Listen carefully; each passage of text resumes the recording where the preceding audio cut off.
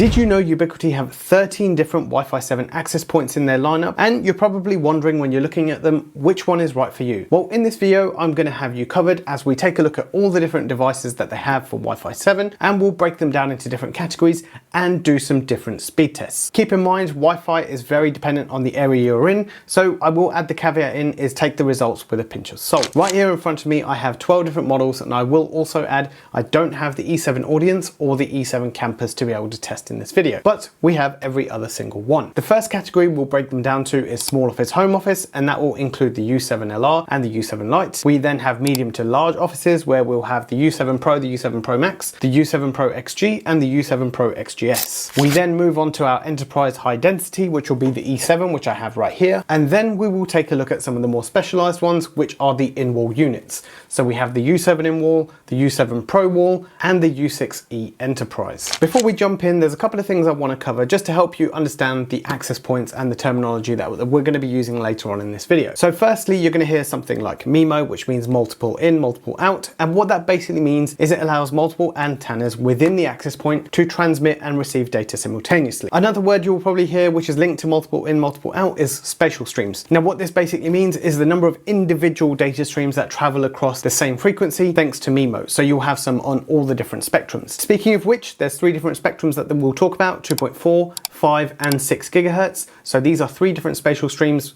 that can run off some of these access points. A lot of comments I've seen on other videos and other access point videos that I have done is, it's Wi-Fi 7, why does it not have 6 gigahertz? Well, let me tell you, Wi-Fi 7 doesn't necessarily mean that it's going to be 6 gigahertz. 6 gigahertz is an additional improvement which helps the speed and throughput and another frequency for you to use. However, there are a certain set of standards that you can meet to make it Wi-Fi 7. Let me show you the settings that we used across all the access points other than the outdoor models, and I'll quickly show you why.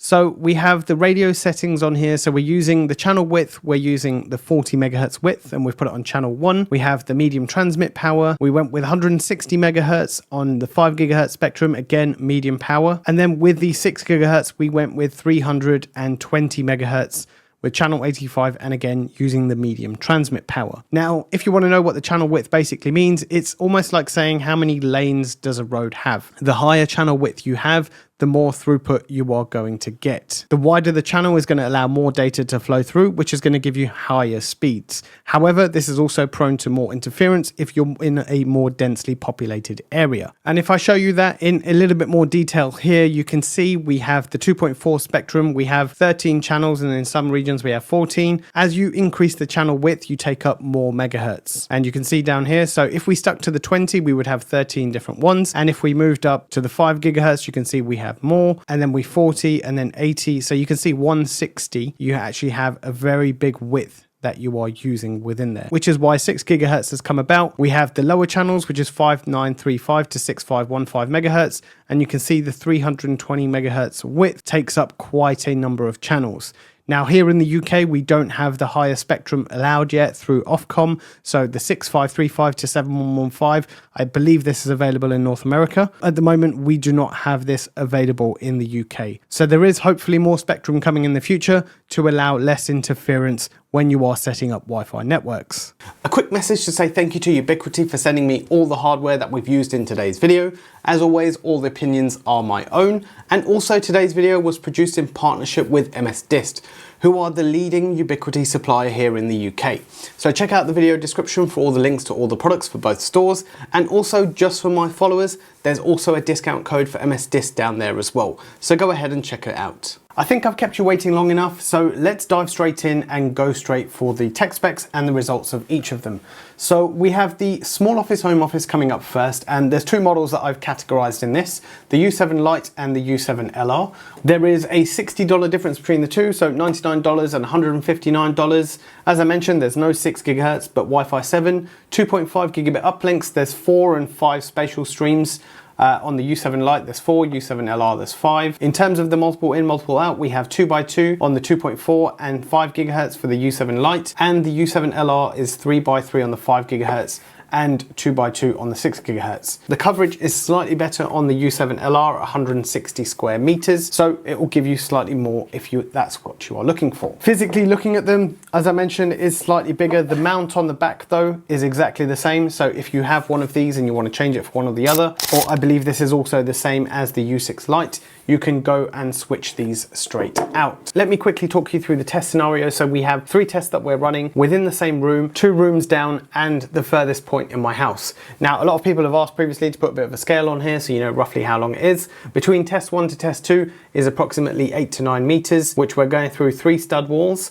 And down below, we actually have a brick wall in front of test 3. So there is a brick wall there. So there would be slightly more resistance when the signal is trying to go through. Now, there's a lot of information to digest here. So at any point, if you feel that you wish to pause, you're more than welcome to do so. Let me show you how everything is set up for all the tests. So we have the Pro XG at the bottom, which the access points are plugged into. We're using a Pixel 8 for a Wi-Fi 7 test, and then we're going to be using the Mac Studio that's also plugged into the Pro XG8, which is where we're going to be doing our open speed tests. Looking at some of these devices, they both seem to yield similar results.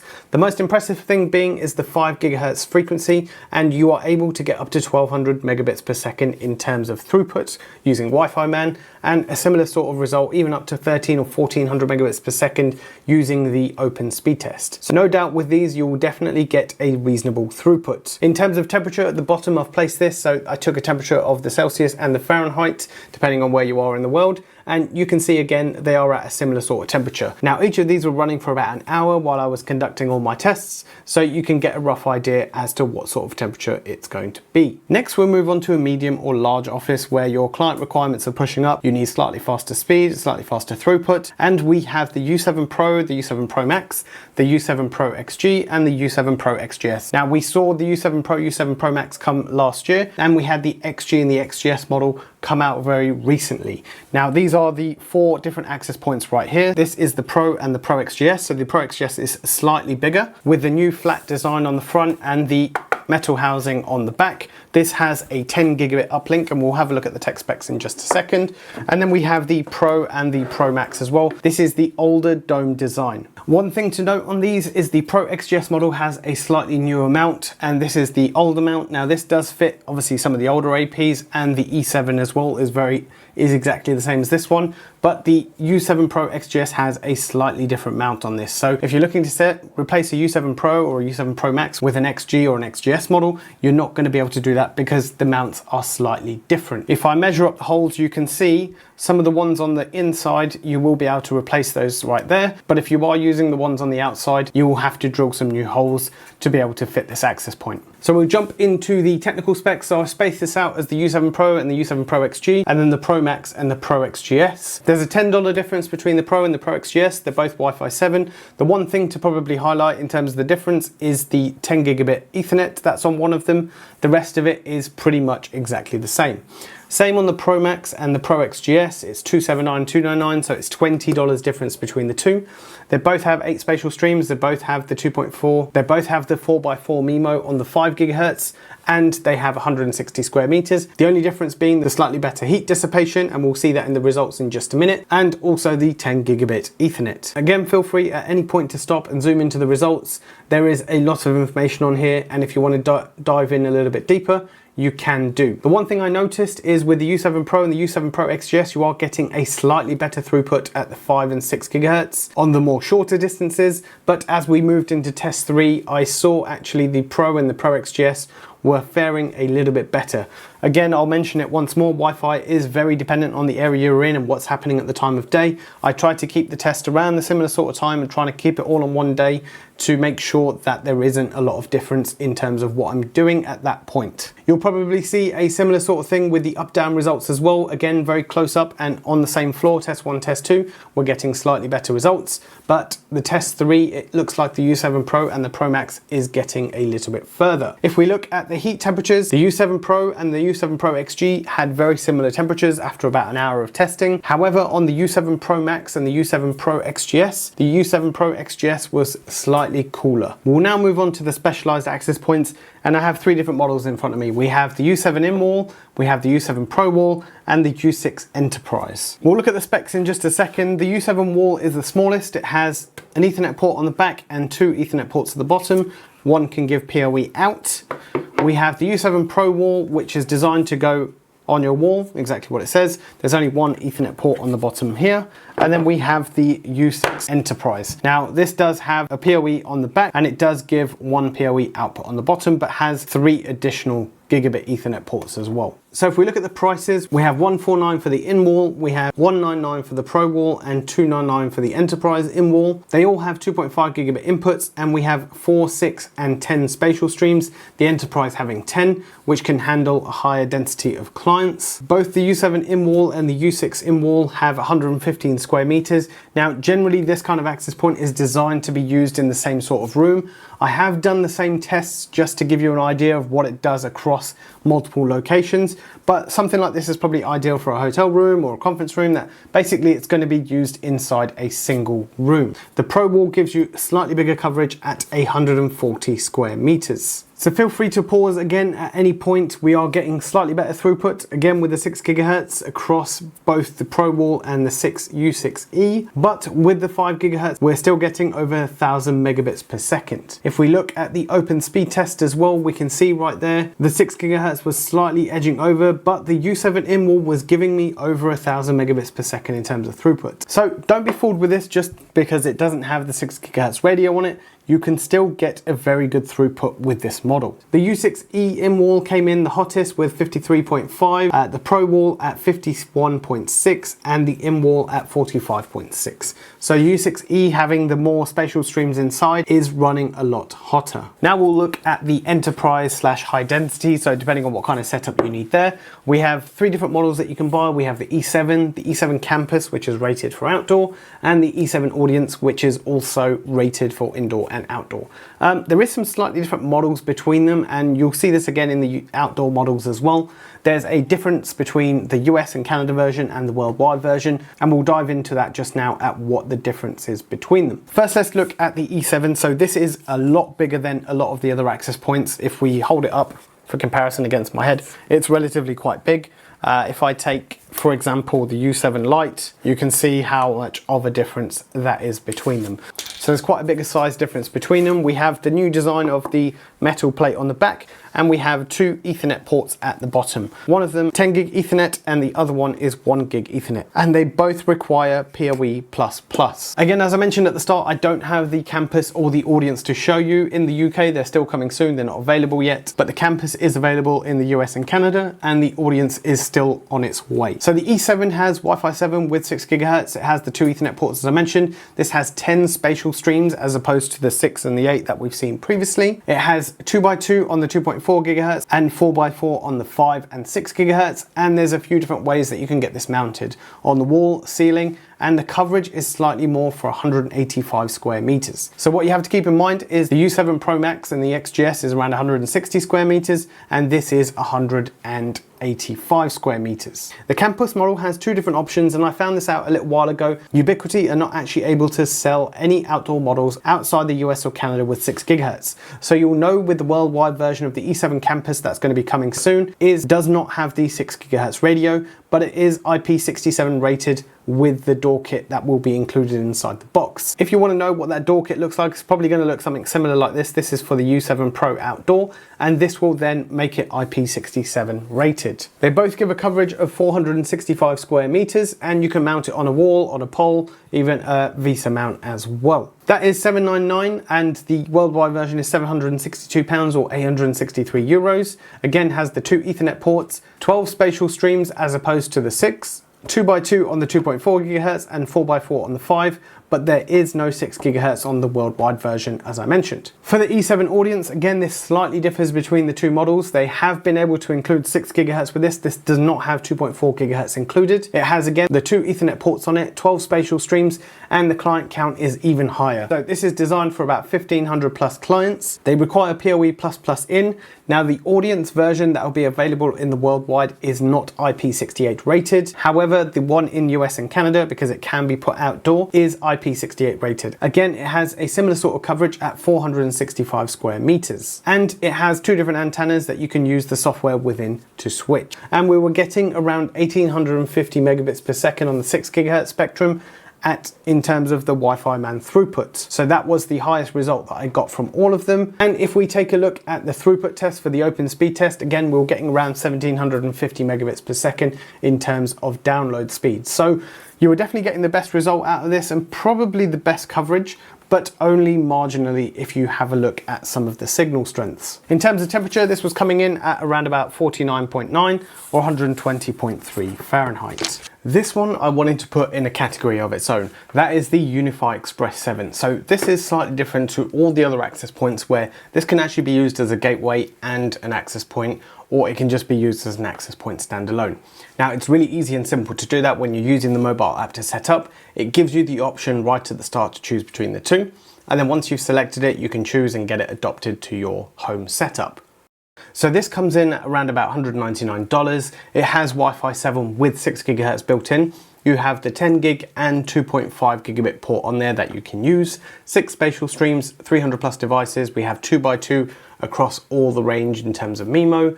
We have a power adapter, so there's no PoE on this. You do need to plug it in. And then we have the mounting options. Well, it's designed to be sat on a desk, and it will give you up to 160 square meters worth of coverage. Looking into the UniFi setup, you can see I have the Express 7. Do ignore the E just here. It isn't using the E. I am using the 10 gigabit link, as you can see right here. So we're using the WAN port, which is the 10 gig. I don't have a long cable on it, but we can have a look down here within the settings. We can see the 2.45 and 6 gigahertz and the devices connected to it. And just to show you, it is actually running at 10 gig. We have this where we have the Mac Studio plugged in, and then we have the UniFi Express 7, which you can see the green. If I scroll down a little bit, you can see that is running at 10 gig. So everything is running as we expect it to be. So this can be set up as an access point. Moving to the results, they surprised me a little bit. I didn't expect to get such high results with this, but actually throughout my house, I actually got a fairly good signal. That was this sat right at my desk. Generally, I would have mounted the access points above me, but they are literally sat right here. So you can see at the most, I'm actually getting almost 1780 megabits per second in terms of throughput. That's on the 6 gigahertz network. Granted, I am sat right next to it in terms of the throughput speed, so it's probably giving me a slightly better than the other ones. But even when I went further away, I could still get around 500 to 600 megabits per second in terms of throughput on the OpenSpeedTest and the throughput on the WiFiman as well. In terms of temperature, it was 40.1 when I measured it, so 104.9 in terms of Fahrenheit, if that's what you're looking for. So in terms of heat, it wasn't too bad at all as well. Let's move now to the final one, which is the outdoor access points. Now, obviously I didn't run these tests indoor. If you're wondering, I didn't do it like the rest of them, and I'm going to show you that in just a second. We have the U7 Outdoor and we have the U7 Pro Outdoor. There are two other ones that you can use, the E7 Audience if you're in the US and the E7 Campus. So I don't have those to demo, so we're going to have to stick with these for now. Both of these units look fairly similar. At the back, there's a slight bit of difference with the way the mount sits. They both have 2.5 gigabit ports on the back of them. For the mount on the U7 Outdoor, it's one of these. We screw this back plate on and literally screw this on, and it goes just up here like so on there. And then the U7 Pro Outdoor has one of these kind of brackets. So we can pop this on here, a little screw at the top, and this screws straight on. If you want to make this one IP67 rated, you can take this off, unscrew the screw on here, and you can pop this in. This has the rubber seal all the way around to make it IP rated, along with a gland at the bottom. For the omnidirectional, you have the U7 Pro version. These are slightly rounded and they are static, they don't move. And these ones for the U7 Outdoor are the ones that they have a bit of movement around them, and you can place the antennas as you see fit. Let's take a look how we are set up outside. So here's a quick snippet from Google Maps, and you can see the furthest test I'm using is 40 meters away. The next one's around 25 meters, and the first one is around 5 meters. So we'll have a look at the first set of results. This is using the omnidirectional antenna. In some instances, I will say that these were taken on different days, so the results might differ just a little bit. But in terms of the initial testing for the omnidirectional, the U7 Outdoor seemed to be getting better results. Now, obviously for me to get the most accurate information of this, it would have been best to do them on the same day, but unfortunately I couldn't do that in this case. And then we look at the directional antenna. And again, it's a bit of a mixed result. Sometimes the U7 Outdoor gets a slightly better result, and sometimes the U7 Pro gets a slightly better result.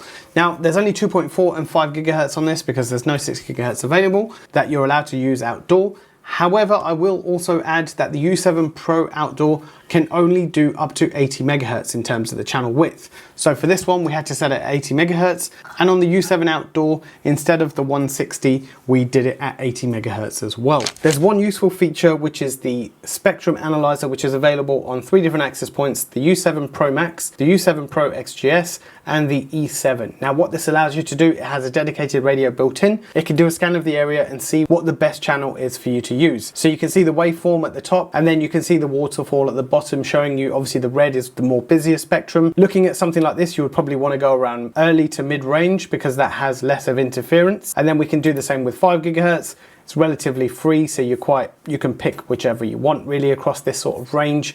And then we have the 6 gigahertz, which is probably even more quieter, and you have a wide range that you can pick, and it shows you where your AP is currently sat across all 3 spectrums. So if you are Wi-Fi planning in certain areas and you want to know what the best channel is to use or the width, then this is going to be really helpful for you. Which one would I pick for what scenario? For something like small office, home office, it's a bit of a no-brainer. That U7 Lite is definitely going to do the job for you. If you want to push to that 6 gigahertz spectrum, then the U7 Pro, the U7 Pro XG is going to be the one that's going to do that for you. For a slightly larger deployment, it's going to have to be the E7, or if you don't want to stretch that far, it's going to be the Pro XGS. Outdoor, I would say the Campus or the Audience, but unfortunately I couldn't test them, so I'm going to have to give this to the U7 Pro Outdoor. And the best wall mount Specialized option is again going to be the U7 Pro Wall. Let me know if your picks are different to the ones that I said down in the comments below. This has taken a little while to put together in terms of a video. There's a lot of data that needed to be collected and put together and displayed for you to have a look at. So leave me a like and a comment down below just to help this reach far and wide and get as far as possible. I hope you found this video useful. If there's anything you would like to see in future comparison videos, let me know down in the comments below. Also, I will say it one more time just before we finish this video, the Wi-Fi speeds and signals that I'm getting in my setup is just an example of something that you can get where you are. If you're in a more densely populated area, you might get less, or if you're not, you might get more in other areas. But let me know how you get on and what your favorite access point is. Which one are you choosing? Let me know down in the comments as well. For now, this is Inside Wire, and I'll see you in the next one.